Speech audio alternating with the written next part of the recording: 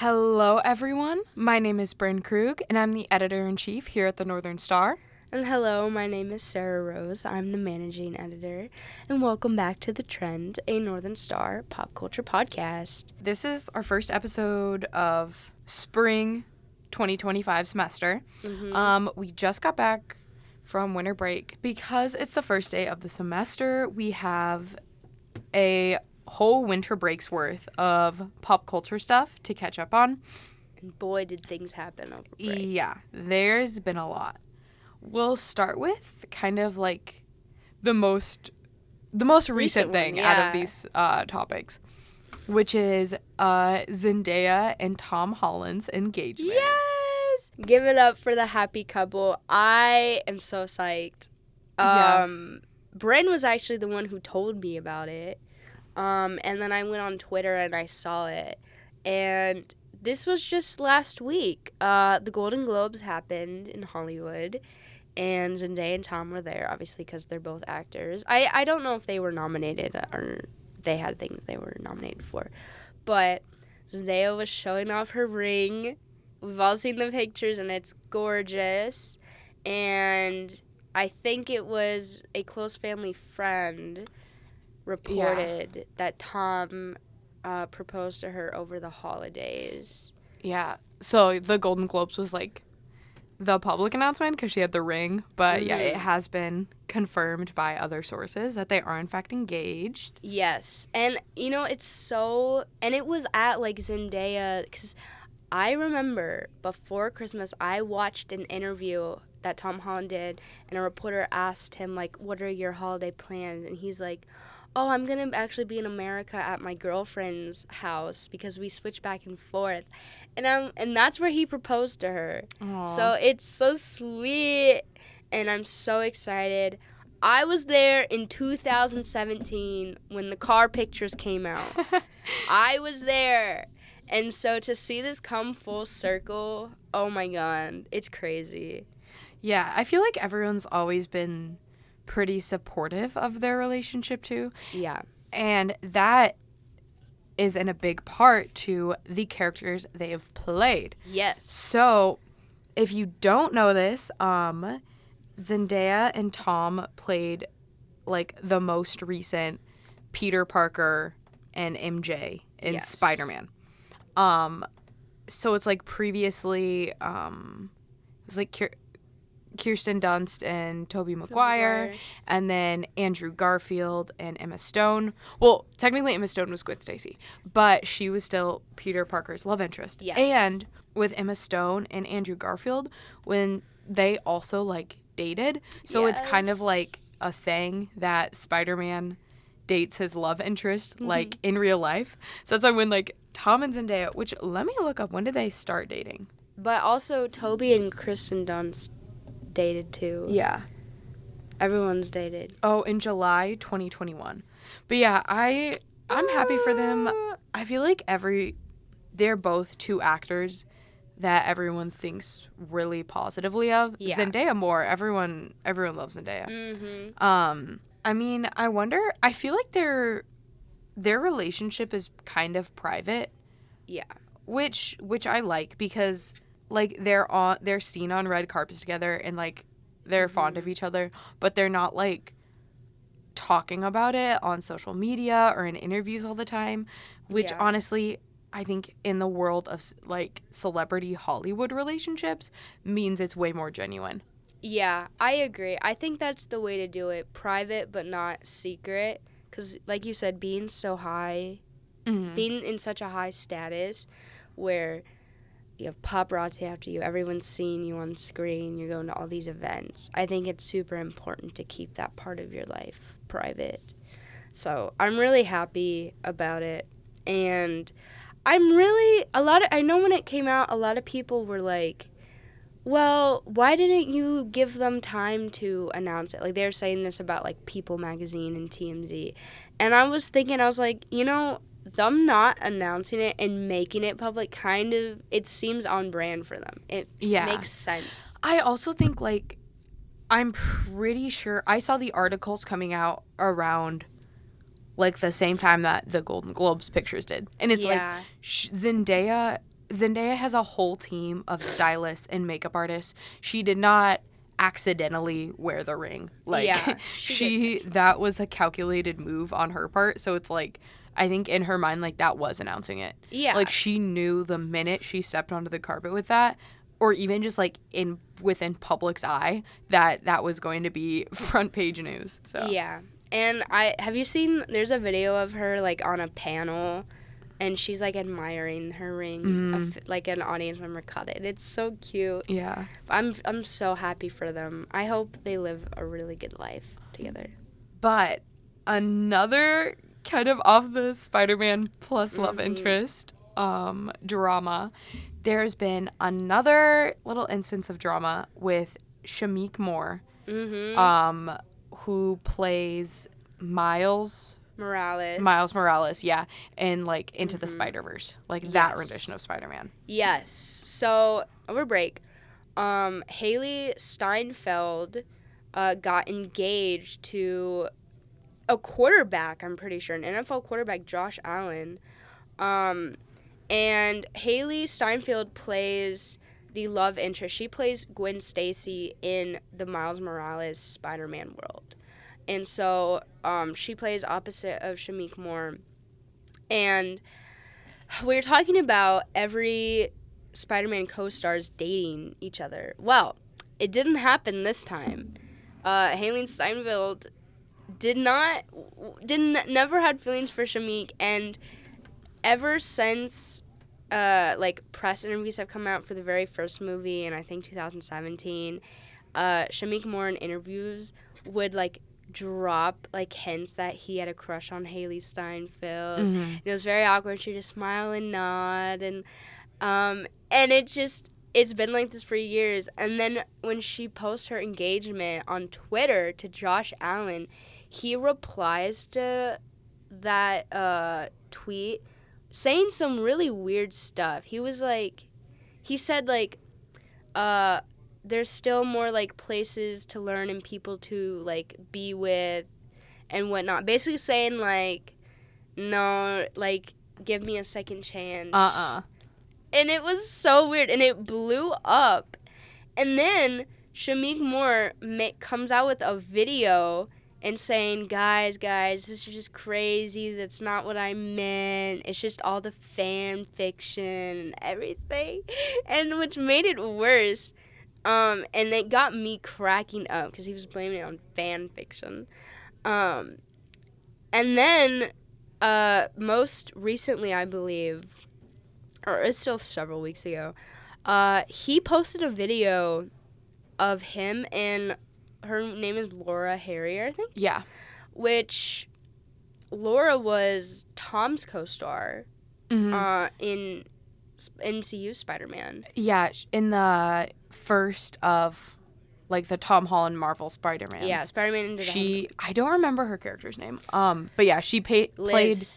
Yeah. Liz. She was his original love interest before he met, like, MJ and, like, fell for her.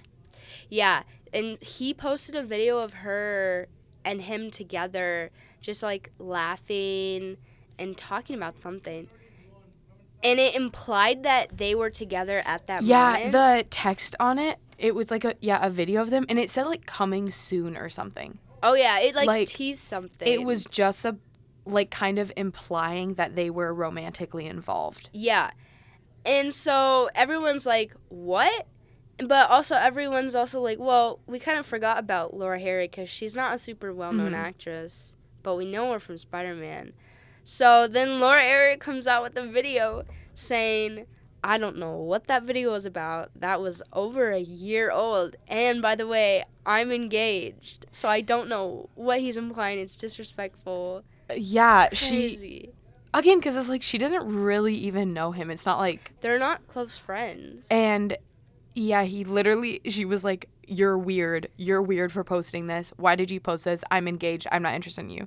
So everyone's literally like talking about how like all the previous Spider-Mans, you know, have so much like game and whatever. And it's like Shameik Moore is just consistent losses. And everyone's just kind of like, come on, man. What are you doing? I know. He can't bounce back from this. This is really bad.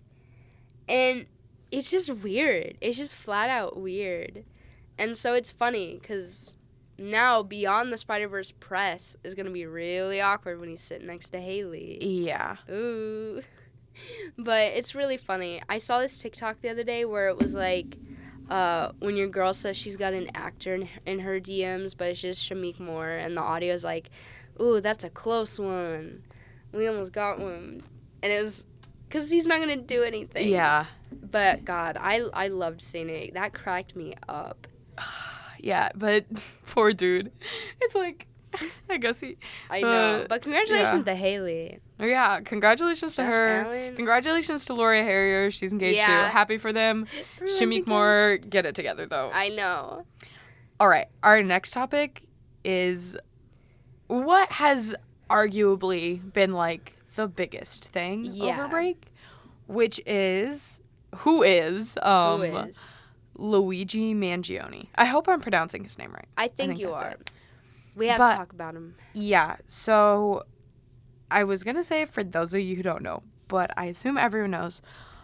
Luigi Mangione has been charged with the murder of Brian Thompson, who is the CEO of United Healthcare. Yeah.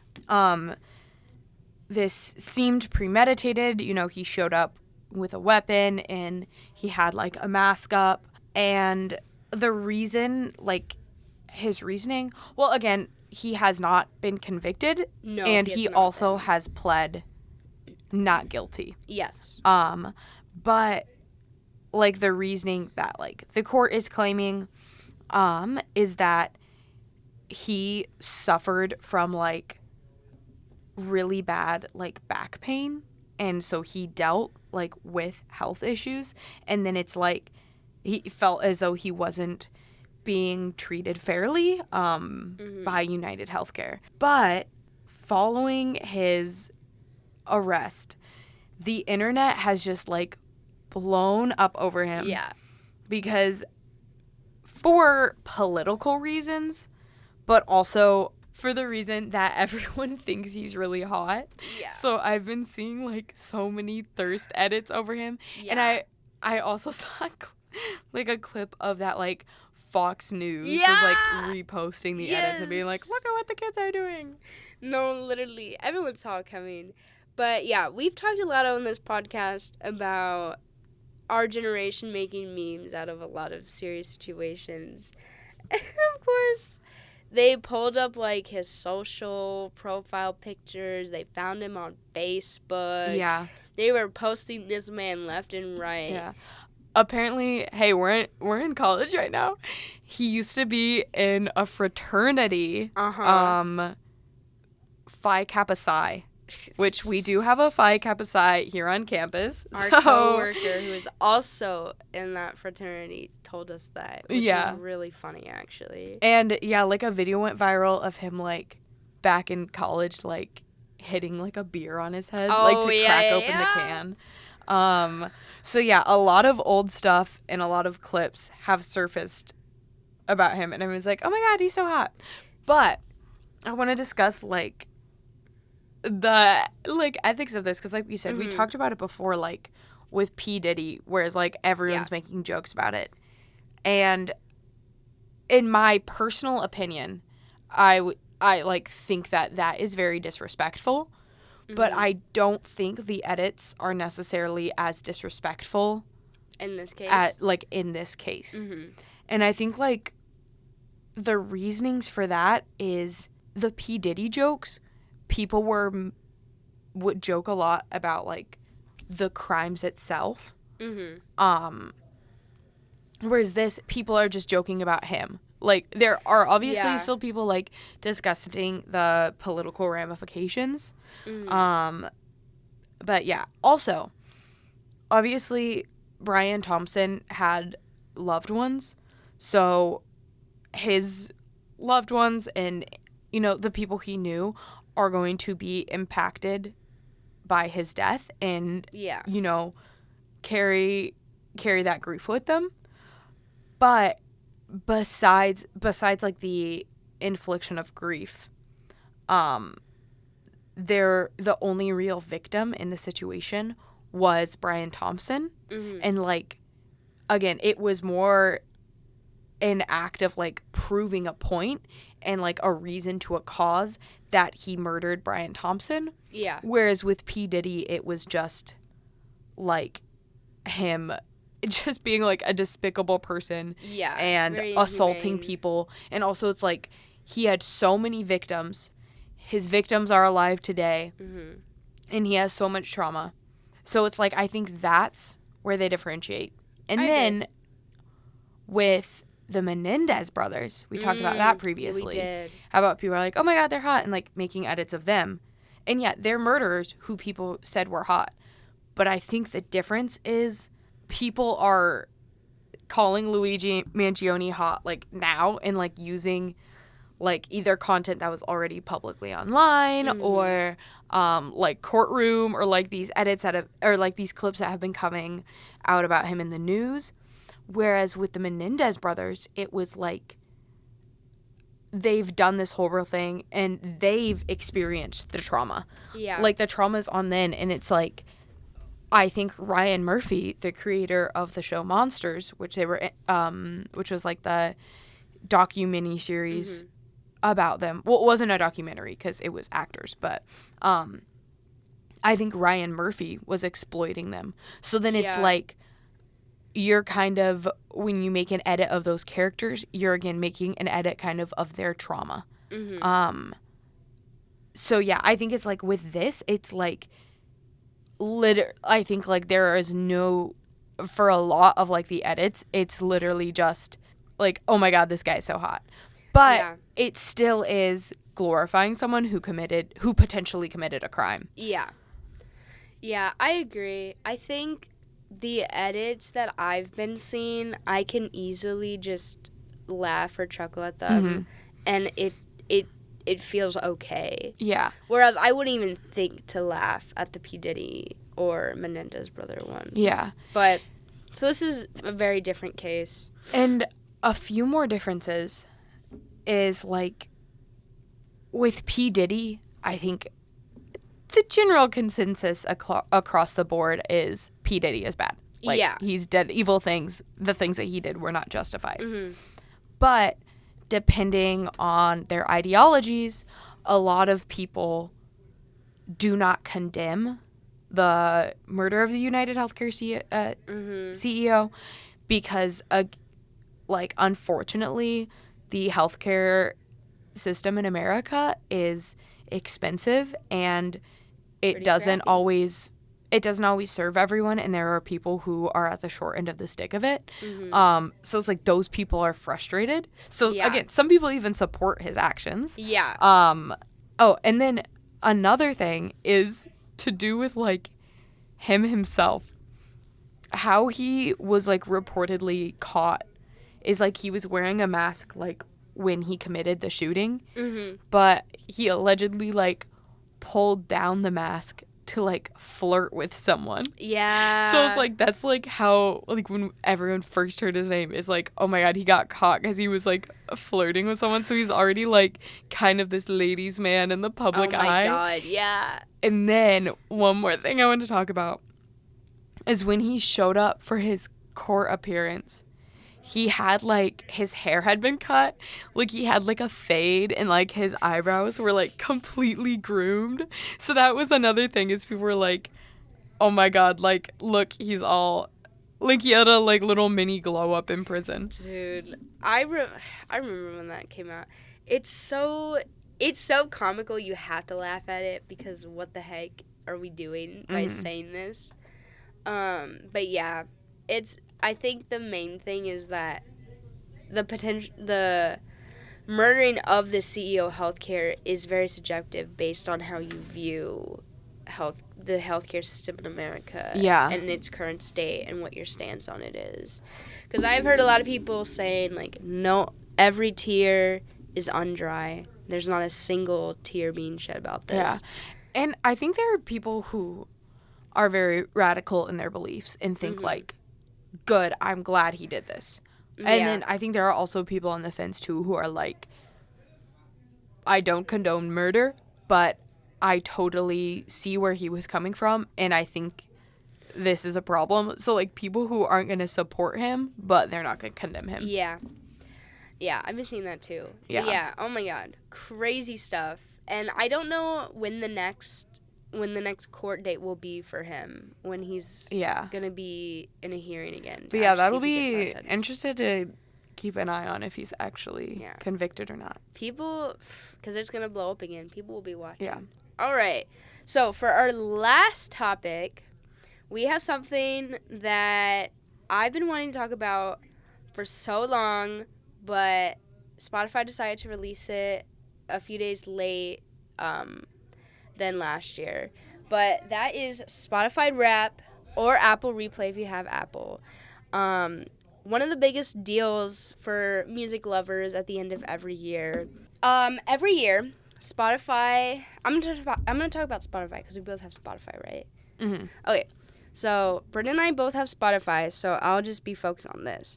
Spotify compiles every user's data, so like the music they've listened to from the start of the year to like the end of October, their artist, their genres, their categories, and they title it Spotify Wrapped, like a Christmas present, and they basically just give you all your statistics in like a video like slideshow format. It's very fun, it's very cutesy. Usually they have like little aesthetics or little categories. Mm-hmm. They make it unique. And it's a huge deal.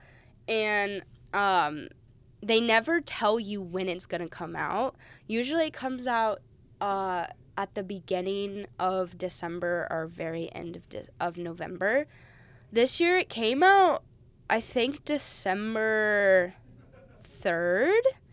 Or I think it was the 4th. The 4th sounds right. Yeah. Let's talk about it because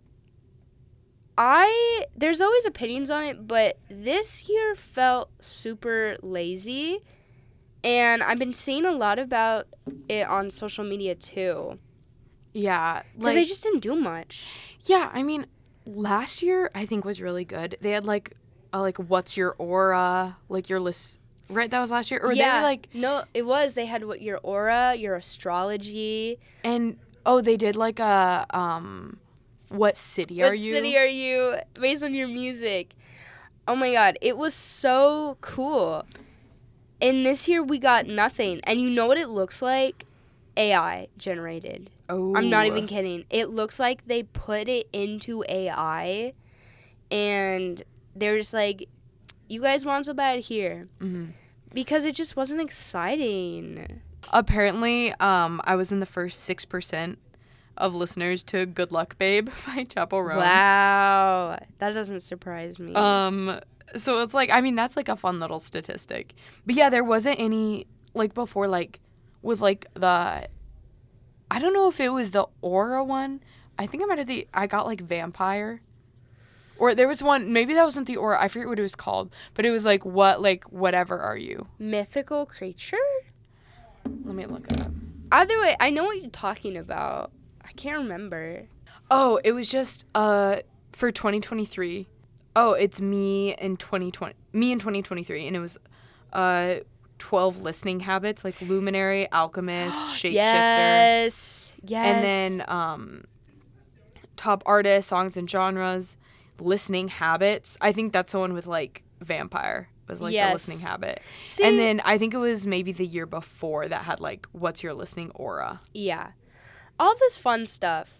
And the only like unique thing this year was it selected 2 months and it gave you like a theme that reminded me of the titles of the day list. That's Spotify will give you. So, like, for example, this is a wacky one. June was my Pink Pilates Princess Hollywood Pop phase, whatever the heck that means.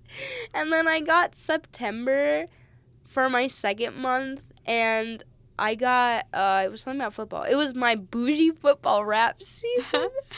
And that's crazy. But it sounds AI generated, I'm telling you. But that was literally it. It was that, and then the basic, here are your top 5 artists. Here are your top 5 songs. Yeah. Here's, like, your minutes listened to. Oh! last year, they did, like, your minutes every month. Oh. And then your most listened to day. I think they did that this year, but. Yeah, I don't really care about minutes because I was always lower than I want, and I get embarrassed. I was 679. Minutes? Yeah. I'm not putting my minutes on blast, sorry. My minutes listened was 32,937, not 679, which I said earlier. Oh, I looked up mine. My February was sweater weather permanent wave indie phase. I don't care. Heck? I don't care. Like, yeah, you're right. It just sounds like know. the day list. It's like, oh, apparently my June rainy day harpsichord singer songwriter season. Like, that's not fun. I don't care. No, that's not. We don't care, Spotify. So yeah, I think the categories were weak. Yeah, it's like it's something that's big. Like it's Spotify Rap Day when you open up Snapchat or Instagram and you see it on everybody's posting. every single person's story. That's how I find out. It's like it's your biggest thing of the year. Like, I think there could have been more effort, and I hope that they, decide to do that. I hope they listen to the feedback because everyone had the same opinion about it. Yeah. And also, we still got artist clips. My artist clips were Gunna, Rex Orange County, and Olivia Rodrigo. But they were completely separate. They weren't included. Last year it was like, someone wants to say hello to you, and then you got it. But this time you had to like go to the Wrapped tab on Spotify and scroll down to find it. Mine was like in my normal Wrapped. Mine wasn't. Weird. Sarah and I will tell you our full Spotify Wrapped. Yes. So my top artists are Elliott Smith, Fontaines DC, Fiona Apple, Arctic Monkeys, and Mitski. Wow. And then beautiful. My top songs are Bent, Vacation Bible School, Young Black and Rich, Girls, Girls, Boys, and Falling Apart. So which one of those were Mitski and the Arctic Monkeys? That's what I was going to say is out of my top 5 songs, none of my top 5 songs are by any of my top 5 artists. That's so funny. Which is like, I feel like that's weird. I feel like I've never had that before. I know. Usually they correlate. Mm-hmm. Yours is so different in genres. Yeah, though. like the genre of my artists and my songs are completely different. That's crazy. Mine do correlate. My top artists were Metro Boomin, Future, Travis Scott, The Weeknd, and Drake. Drake always makes an appearance in my top 5. I swear I don't listen to him that often. But I think my brother was saying that, like, Drake is his top artist, and he doesn't really listen to Drake, but he listens to so many songs that Drake is featured on. So it, like, automatically does that just because he's featured in so many. That's true. My top songs, I'm so pissed about my first one. My first one was Carnival by Kanye. Oh my God, I remember seeing that when you posted it. Pisses me off because let me tell you, when Vultures came out, I beat the crap out of that song. Everybody was. But I only listened to it for like the very first month. And then it got overplayed. I overplayed it. And then I swear to God, I never listened to it again. Yeah, that song is so good, but so overplayed. Like, I have not... I did used to listen to it a lot, and I don't listen to it at all anymore. I think I listened to it for the first time over break, and it was, like, okay, because I've gotten past it. But it's, like, no way. I'm so upset. But my number 2 was Fiend, which, again, I played that a lot at the beginning of the year. Perfect Timing by Nav. Harley Quinn, which is a Spanish song. And then Like That by Metro Boomin and Future. And do you have a prediction for your top artist and top song? Yeah. So for 2025, and then we can look back at this. I know. Let's do it. Right. So I'm listening to a lot of Rex Orange County. I started to get into them at the latter half of 2024, so I'm gonna get more into him. I should say, he's not a band. But I love Rex Orange County. Olivia Rodrigo, of course. If she releases another album, then yes, she'll definitely make it onto my top 5. But probably just a lot of rap still. Maybe Logic might be in there, because I've been going through his stuff. But for number 1, I don't know. That's a really good question. I hope it's Rex, just because I want him up there. What do you think your favorite top song will be? By him? Or just in general? On Spotify Wrapped. Probably a rap song. Because that's what I listen to the most. I don't think it'll be anything pop. Yeah. Or I think my top artist will probably be Elliott Smith again. Just because I love Elliott Smith. And for my number one song, I feel like it's going to be a song, like, I probably don't know it yet. Like, I find songs and then I become, like, absolutely obsessed, and that's my top songs. Yeah. But as of right now, I've been listening to Gang Baby by Annalie Choppa. Oh, me too. I love that song. So that's the top contender right now. But let's get into the ranking. Yes. In and out. What's going to be easy? I'm going to say third, Luigi Mangione. Yeah. Because if you condemn him, then you think murder is wrong. If you don't condemn him, then you hate the healthcare system. So it's like, regardless, like, the healthcare system is still something that is out and is in third place, because, like, this should never have happened in the first place, because an individual shouldn't have felt as though that was their best option. Yeah, I agree. I think Luigi is out. I want to say next is the Spotify Wrapped, just because we're both on the consistent. And out. It was out. It wasn't exciting at all. Like, it's still fun. It is fun. But also, it's less, I don't know if you're on Airbuds. I'm not. But Airbuds is like an app, and then you can also add it like as a widget to your phone that you can have your friends on that tracks like your listening data. So it's like the same, like every single week you get your top 5 artists, your top 5 tracks. Is that what people are posting, like little receipts? No, that's a different thing. That's called Receiptify. Okay. That's like a different app. Okay. But yeah, and then like you can always see what your friends are listening to. So I love Airbuds. But yeah, do better next year, Spotify. Yes, please. And then for first place, Shamik Moore is out, but Tom Holland and Zendaya's engagement is in.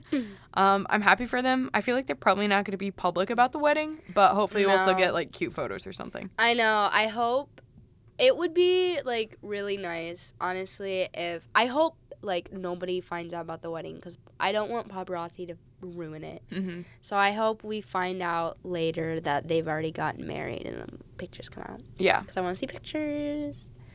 But yeah, in. We love to see it. But that concludes our first episode of the year, of the semester. Thank you guys so much for watching. I think we'll be coming out every Tuesday now. There's no video with this one, unfortunately, but we should be back to video next week. Mm-hmm. But thank you guys so much for watching. We will see you next week, and thanks for tuning in. Bye.